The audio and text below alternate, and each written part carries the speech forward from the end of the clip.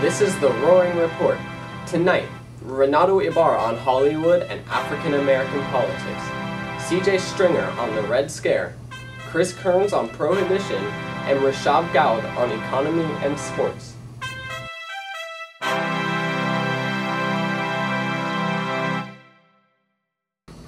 The war is over and the economy is growing rapidly. The only fear right now is the fear of communism. In Seattle, 60,000 workers started a strike 2 years ago. Reporters conclude that these strikers are communists. The power is in the people right now, and the people are turning to communism. The whole nation might turn to communism. The whole nation is in danger of possibly joining the Soviet Union. Nativism is the answer for Americans today. The immigrants are being feared with every action they do, but they aren't necessarily doing anything bad, we just fear them because they're different. Americans refuse to accept for who they are because we went to war with Germany a couple years ago. Americans are turning anti-German. The communists seem to be helping out Germany so far, so we think the German Americans might overthrow the US government. These fears started in 1919 when the Soviet Union formed the Communist International. This organization helped spread communism throughout the whole entire world. In April 1919, when 8 bombs exploded in 8 different cities, we knew that this was the work of the communists. In other news, due to African Americans moving to the north, African American voters in Chicago achieved a political breakthrough by electing Oscar DePriest as the first African American from the northern states to be in Congress.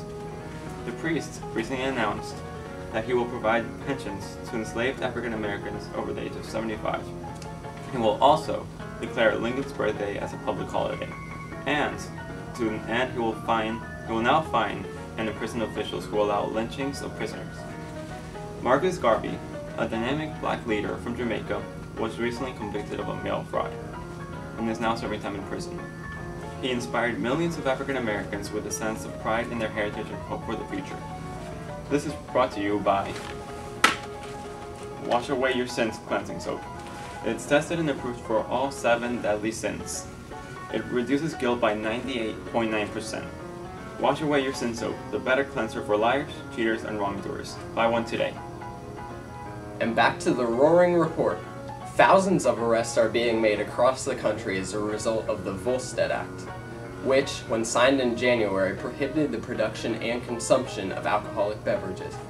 In New York alone, new bars selling and distributing this alcohol illegally, or that are commonly referred to as speakeasies, are being found and raided every single day. There is also outrage caused by the ability of the federal and state governments to enforce the new laws. Protesters are saying, as the government's power increases, our freedom decreases. These people aren't the only ones fighting back though. Al Capone and other gangsters are supplying most of the liquor in the country. The U.S. Treasury Department is trying desperately and unsuccessfully to stop the violence. Even if the federal government is trying to stop him, in Chicago, Capone is more like a celebrity than a criminal. He is seen as charitable and kind to many of the citizens. Another attempt at fighting the Volstead Act is the claim that the prohibition is destroying jobs instead of reducing unemployment, which was one of the primary arguments for the prohibitionists. Many people found themselves unemployed when brew houses, bars, and other alcohol-related businesses were forced to close their doors. The fierce opposition to the law has both sides fighting. We have to wait and see who wins. A day of disbelief for Dempsey occurred on September 23, 1926, when he was defeated by Gene Tunney and lost his heavyweight title. This match had the largest paid attendance in boxing history. Tunney and Dempsey went after each other again last night, in hopes that Dempsey would reclaim his title.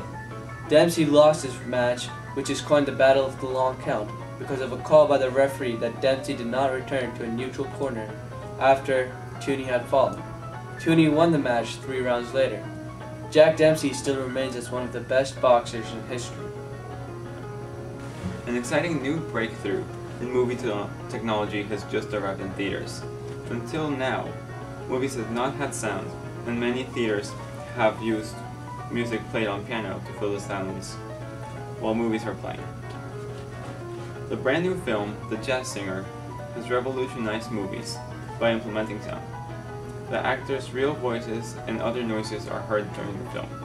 The movie is directed by Alan Crosland and stars Al Jolson, Mama Cavery, Warner Oland, and Eugene Besserer.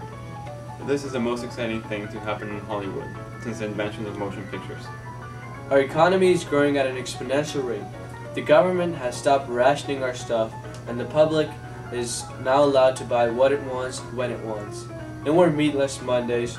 We can eat meat every day, all day, if we so choose.